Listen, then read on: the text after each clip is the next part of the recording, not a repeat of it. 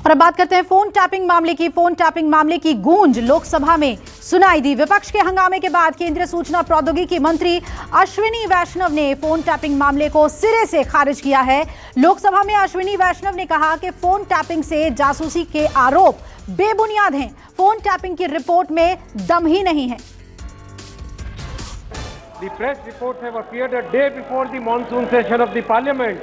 This cannot be a coincidence, Honorable Speaker, sir. In the past, similar claims were made regarding the use of Pegasus on WhatsApp. Those reports had no factual basis and were categorically denied by all parties, including in the Supreme Court. The press reports of 18 July 2021 also appear to be an attempt to malign the Indian democracy and its well-established institutions.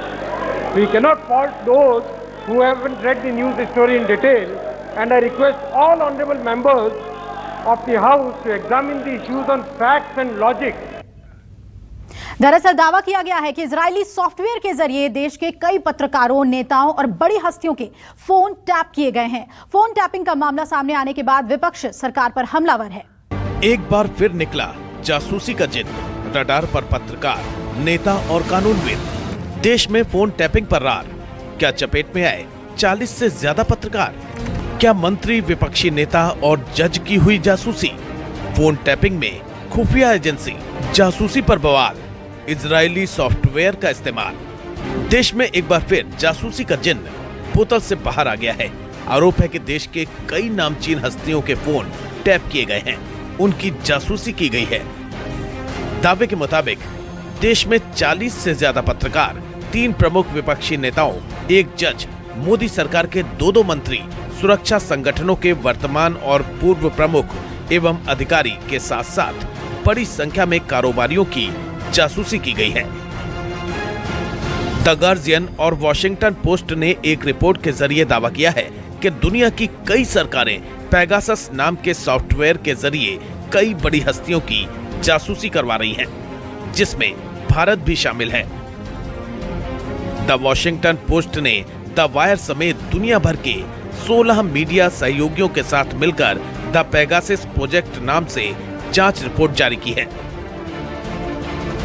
इस जांच report में दावा किया गया है कि private Israeli software Pegasus का इस्तेमाल फोन टैप करने में किया गया है।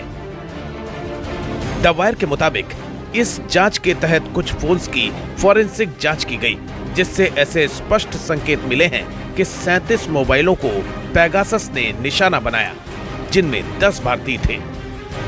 दावे के मुताबिक जिन पत्रकारों की जासूसी की गई है, उनमें हिंदुस्तान टाइम्स के शिशिर गुप्ता, द वायर की रोहिणी सिंह, इंडियन एक्सप्रेस के सुशांत सिंह, हिंदुस्तान टाइम्स के प्रशांत झा, औरंगजेब नक्शबंदी और रितिका चोपड़ा, इंडिया टुडे के संदीप उन्नीथन, टीवी 18 के मनोज गुप्ता, द हिंदू की विजेता सिंह, द वायर के सिद्धार्थ वरदराजन, M.K. वेणु और देवी रूपा, स्वतंत्र पत्रकार प्रेम शंकर झा, द वायर की स्वाति चतुर्वेदी, द पायनियर के जे गोपी कृष्णन, स्वतंत्र पत्रकार सैकत दत्ता, न्यूज क्लिक वेबसाइट के परंजॉय गुहा ठाकुरता, द ट्रिब्यून की स्मिता शर्मा, वियोन टीवी चैनल के सिद्धार्थ सिब्बल, फ्रंटियर टीवी के मनोरंजना गुप्ता, स्वतंत्र पत्रकार संजय श्याम, जसपाल सिंह हेरन और रूपेश कुमार सिंह के नाम शामिल हैं।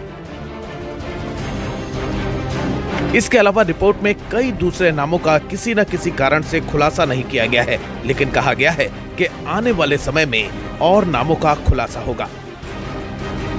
फोन टैपिंग का जिन्न बाहर आने के बाद देश में सियासत भी तेज हो गई है। विपक्षी दलों ने सरकार पर करारा हमला बोला है।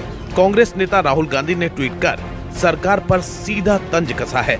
राहुल ने लिखा है, हमें पता है वो क्या पढ़ रहे हैं जो भी आपके फोन में है। वहीं AIMIM चीफ असदुद्दीन ओवैसी ने भी सरकार पर हमला बोला है।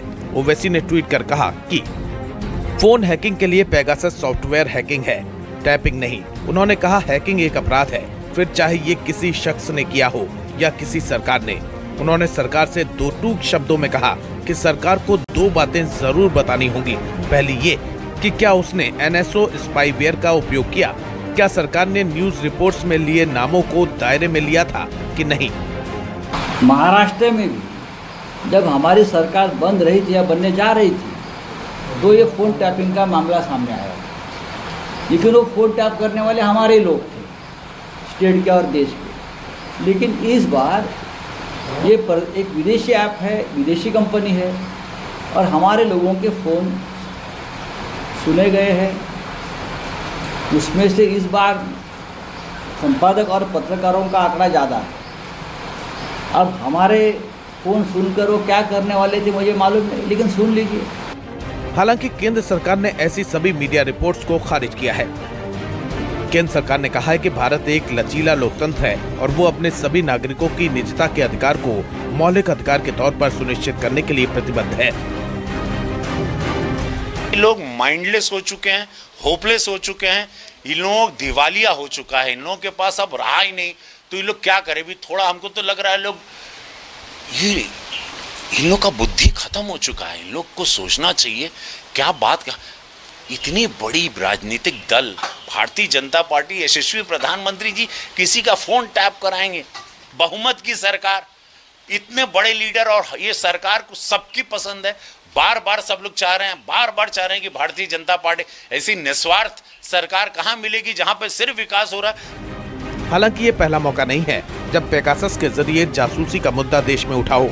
इससे पहले अक्टूबर 2019 में भी पेगासस स्पाईवेयर के जरिए व्हाट्सएप की हैकिंग की खबरें सामने आई थी। बताया गया कि व्हाट्सएप चैट को इसके जरिए आसानी से पढ़ा जा सकता है। Bureau report, news 24।